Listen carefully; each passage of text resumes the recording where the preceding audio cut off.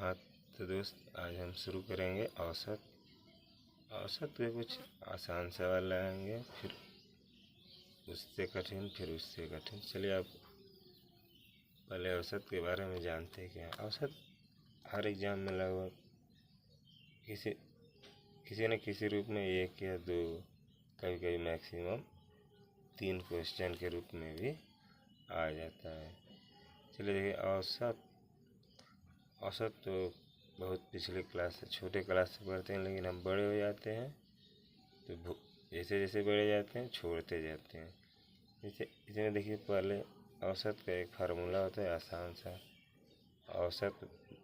औसत को ही माध्य कहा जाता है। औसत बराबर पदों का योग, यानी जितने कुल पदों का योग बटा में कुल पदों की संख्या। इतना रटवाया जाता है हमसे, रट्टा भी जाना चाहिए। चलिए देखिए, इस पैटर्न पे हम एक सवाल लगाते हैं, कुल पदों का योग बटा संख्या। चलिए देखिए, जैसे इसमें देखिए कुछ क्वेश्चन दिए गए 90, 80, 60, 70, यही हमारे पद हैं। पहले फार्मूला लिख लेंगे, औसत बराबर, इसी को माध्य भी कहा जाता है। माध्य निकालने का भी तरीका यही है कि पदों का योग बटे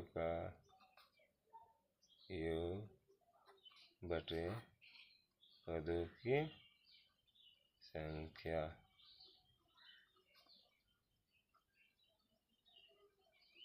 चलिए देखिए, इसमें जो दिया है वहाँ रख देते हैं। पदों का योग, यही पद, यानी जो अंक दिए रहेंगे तो अंक ही दिया रहता है। गणित पढ़ रहे हैं तो गणित में अंक ही मिलेगा। पहला है 90 प्लस दूसरा 80 प्लस 60 प्लस 70, और बटे में पदों की संख्या। पदों की संख्या कितनी है? 1, 2, 3, 4। 4 है तो उसको 4 से ही भाग देना है। चलिए देख, अब जोड़ लेते हैं। इसको जोड़ने पे कितना आएगा? जब भी आप जोड़ेंगे, इकाई का अंक सबका 0 है तो लास्ट में 0 ही आएगा। फिर अब दहाई के अंकों को जोड़ लीजिए। 7, 6, 13, 13 और 8 21, 21 ना 30। चलिए 30 यानी 300 बटे 4।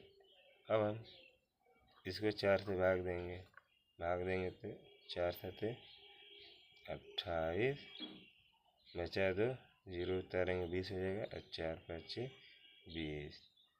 चलिए, यानी आंसर हमारा क्या आना चाहिए? 75। देखिए ऑप्शन देखते हैं। पहला A 70, B 80, C 75। सी में ऐसे चमक रहा है आपका ऑप्शन, यही आपका क्या हो जाएगा? Correct answer option number C. ये तो एकदम आसान सा सवाल था, जिसको मात्र समझने के लिए दिया गया। असली सवाल थोड़ा सा यहाँ से शुरू होता है, और इसको सॉल्व करना आना चाहिए। चलिए देखिए, पढ़िए। पहले तो प्रश्न पढ़ना है कि रमन का 5 दिनों का औसत व्यय 130 रुपये है। औसत यानी मध्य। अगर 5 दिनों का देखा जाए तो वो कुल मिला के रोज़ 130 रुपया खर्च कर रहा है, लेकिन इसी में किसी दिन ज़्यादा हो जाएगा, किसी दिन कम। चलिए देखिए, कर यदि उसका प्रथम 4 दिनों का व्यय क्रमशः 100 रुपया, 125, 85 तथा 160 रुपये है, तो उसके 5वें दिन का व्यय कितना होगा? चलिए देखिए, इसको लगाने का तरीका यही है। औसत बराबर यही पढ़ेंगे, पदों का योग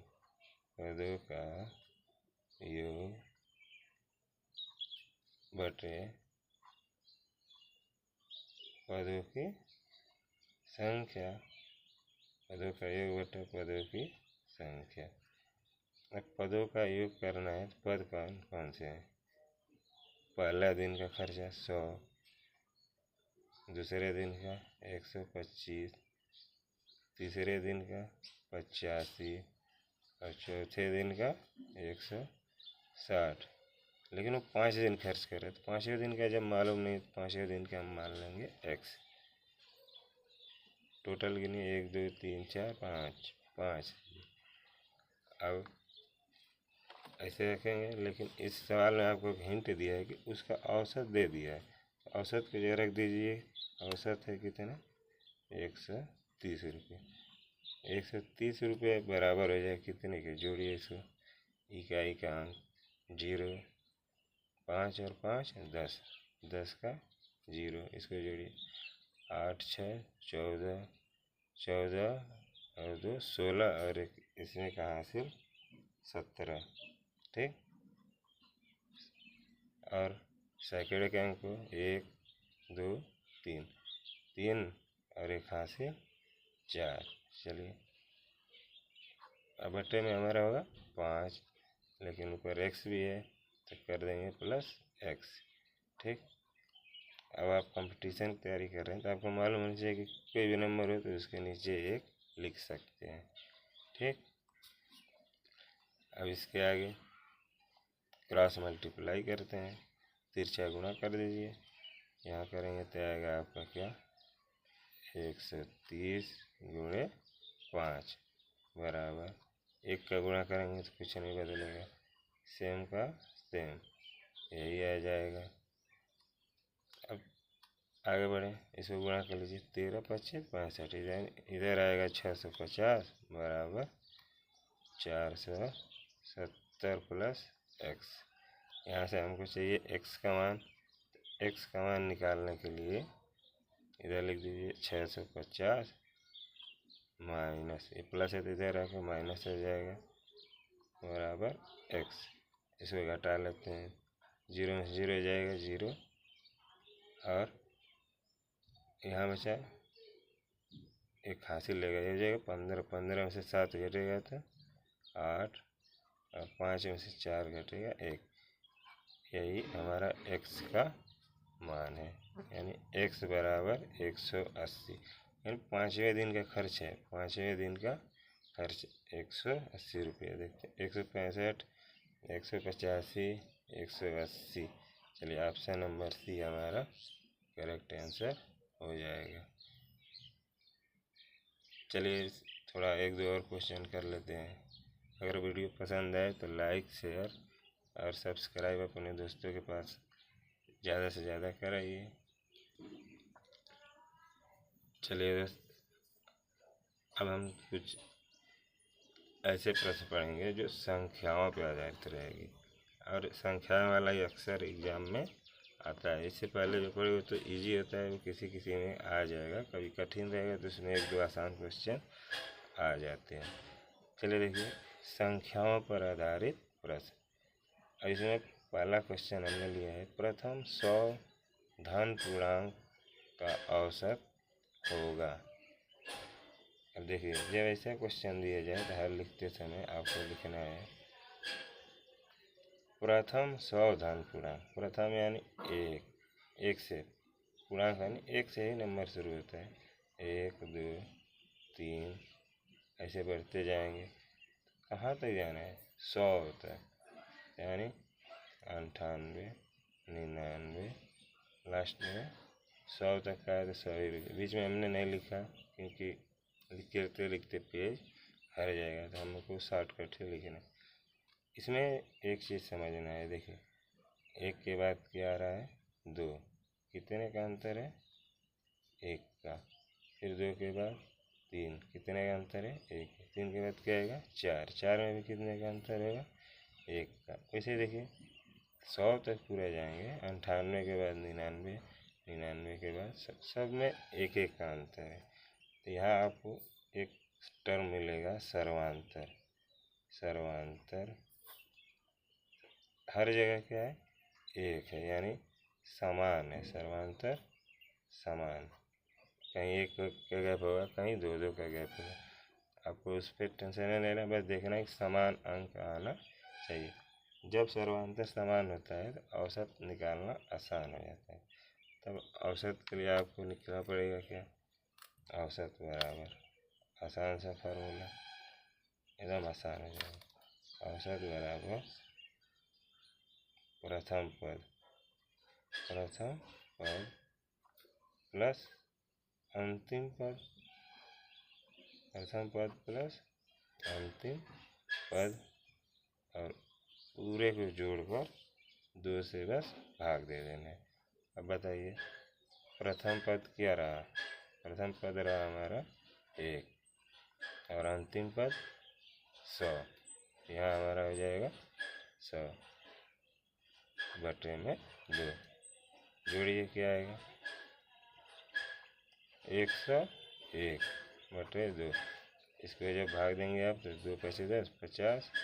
ये 5 बार में कट जाएगा, 1 उतारेंगे भाग नहीं जाएगा, 10 में लगाएंगे, 0 बढ़ाएंगे, फिर 2 पचे 10, यानी इसका आंसर आया 50.5। चलिए देखिए किस ऑप्शन में दिखा, यहाँ 40, 50 तो है, लेकिन हमको चाहिए 50.5, यानी ऑप्शन नंबर सी हमारा करेक्ट आंसर होगा। चलिए इसी प्रैक्टिस के लिए आपको एक और सवाल करा देते हैं। देखिए ध्यान से पढ़िएगा। क्या है?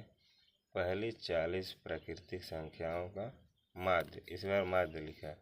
हमने पहले बताया चाहे माध्य हो या औसत, दोनों बात एक ही है। पहली 40 में आपको क्या बताया? जब भी पहला लिखा रहे, ये तभी लगेगा जब पहला लिखा रहेगा। पहला 1 2 ऐसे बढ़ते जाइए, 3, 1 हमेशा तभी आएगा जब पहला लिखा रहेगा। यहाँ है क्या? 40 ऐसे बढ़ते जाइए लगातार क्रम में, 38, 39, 40। चलिए देखिए इसमें भी अंतर 1 का है, यानी सर्वांतर बराबर है। जब भी सर्वांतर सेम होगा तो क्या करेंगे आप? जैसे सर्वांतर सेम हो गया तो सर्वांतर तो समान है, सर्वांतर समान है, सर्वांतर समान।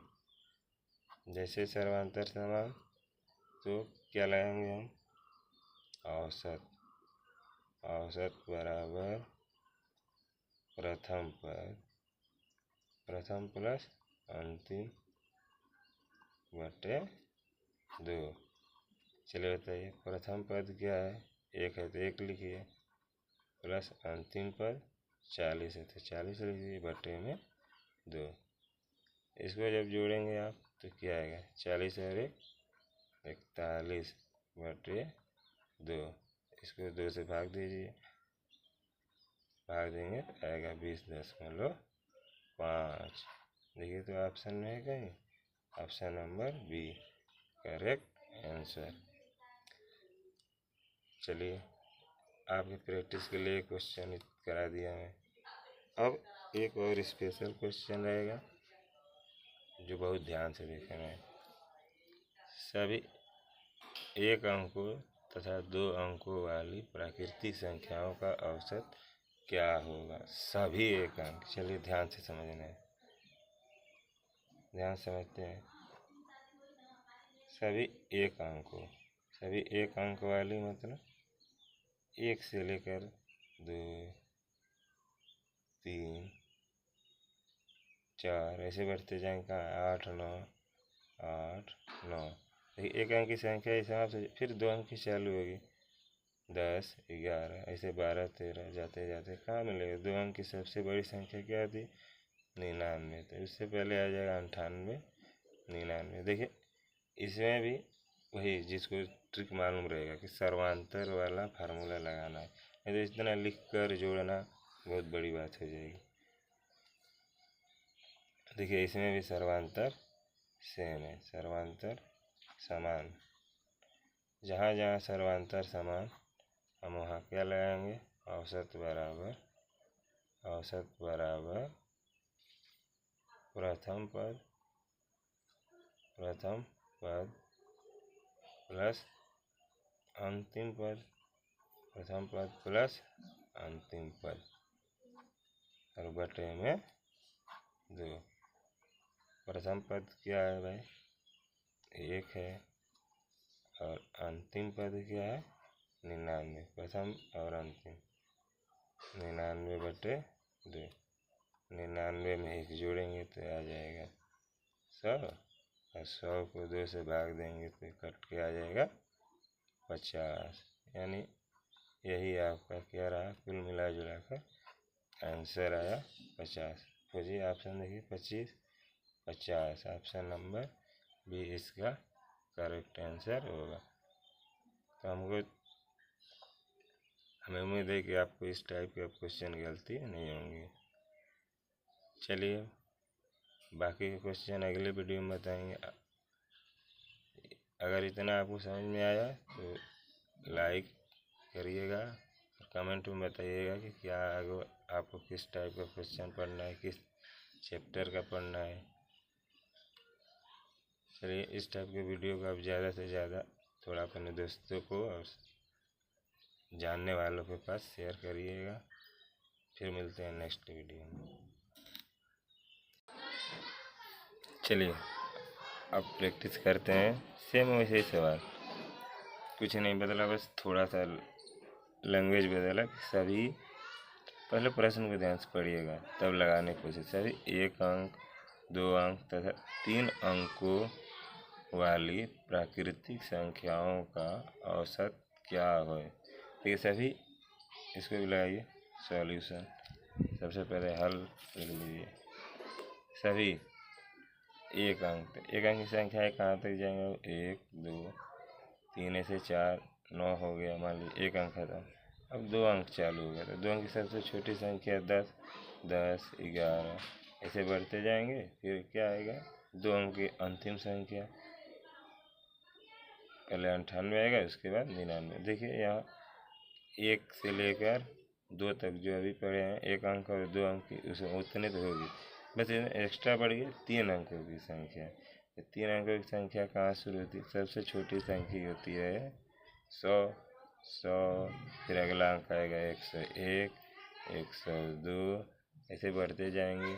आगे आपको क्या मिलेगा, फिर वही मिलेगा 3 अंक की सबसे बड़ी संख्या मिलेगी। तो क्या मिलेगी 999। इसके बाद तो कुछ आता नहीं है, सबसे बड़ी संख्या हो गई 999। तो देखिए इसमें भी यही एक गिनती का पैटर्न चल रहा है। देखिए सब में 1 1 का अंतर है, 1 1 का जब अंतर है तो सर्वांतर यहाँ भी सेम है, सर्वांतर बराबर है, सर्वांतर बराबर है। बस देख रहे हैं घुमा रहा है, 1 अंक 2 अंक 3 अंक और कुछ नहीं। जब सर्वांतर बराबर है तो औसत बराबर क्या होता है, औसत बराबर प्रथम पद प्लस अंतिम पद, प्रथम प्लस अंतिम पद बटे 2। कुछ नहीं, 2 से भाग करिए। प्रथम पद 1 प्लस अंतिम पद 999, 3 अंक की संख्या सब मिल गए, बटे में 2 जोड़ेंगे आप तो आएगा कितना 1000। 1000 को भाग देंगे 2 से तो हमारा आंसर आएगा जाएगा 500। चलिए बताइए इसको, चलिए चेक करते हैं ये कहीं है 300 1000, सी वाला ऑप्शन एकदम चमक रहा है 500, यही हमारा क्या हो जाएगा आंसर। अब हमें उम्मीद है कि आपको ऐसे समझ में, ऐसे 4 अंक की पूछ देगा, 1 अंक की 2 अंक की 3 अंक की 4 अंक की। तो 1 अंक की सबसे छोटी संख्या और 4 अंक की सबसे बड़ी संख्या, यानी 4 बार 9 लिखकर 1 जोड़ देंगे। अब आप आराम से सभी इस टाइप के क्वेश्चन कर लेंगे। चलिए एक ऐसा क्वेश्चन करते हैं जो थोड़ा सा इससे बदला हुआ रहेगा। देखिए थोड़ा सा पैटर्न बदलेगा, बस ज़्यादा नहीं। कह रहा है 100 और 200 के बीच की सभी संख्या का औसत ज्ञात कीजिए जो 13 से विभाजित है, जो 13 से विभाज्य है, यानी 13 से कटने वाली संख्याएं हो। सभी का नहीं निकालना, केवल 13 से कटने वाली संख्या है। तो 13 से कटने वाली संख्या 100 से बड़ी, 100 से बड़ी 13 से कटने वाली संख्या क्या होगी। 13 का टेबल याद रहना चाहिए। 13 बटे, देखिए 13 7 91, 100 से तो छोटा है, 13 बटे 100 4। ये पहली संख्या मिली, पहला प्रथम, ये क्या हो जाएगा प्रथम।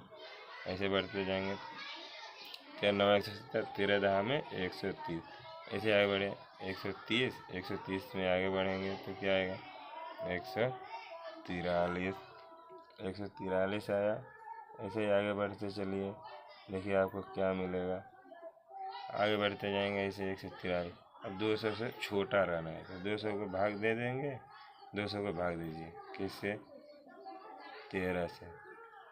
13 से जब भाग देंगे तो कितना आएगा 13 कम 13 बचा आपका यहाँ 7, 0 13 5 65, 65 यानी घटाइए 5, यानी 200 में से 5 हम क्या कर लेंगे घटा लेंगे तो हमको मालूम हो जाएगा 200 माइनस 5, 200 माइनस 5 195, यानी 200 से छोटी संख्या 13 से कटने वाली क्या होगी 195। अब हमें लग रहा है आप निकाल लेंगे कि बड़ी संख्या क्या होगी और छोटी संख्या क्या होगी। तो 195 आ गया, जो शेष आता है उसी को इसमें से घटा दें तो प्रथम पद और ये हो जाएगा आपका अंतिम पद। देखिए ये भी 13 का पढ़ा ही तो पढ़ रहे थे, यानी सर्वांतर यहाँ भी हमारा क्या हो गया सर्वांतर बराबर हो गया, सर्वांतर समान है। जैसे ही सर्वांतर समान हुआ, सर्वांतर समान, तो आपका औसत फार्मूला क्या है प्रथम पद प्लस अंतिम पद, प्रथम बटे में 2। अब प्रथम पद क्या है, छोड़िए इसको यहाँ से हम हटा देते हैं। प्रथम पद है हमारा 104 और अंतिम पद कितना है 195। इसको जोड़कर 2 से भाग दे देंगे।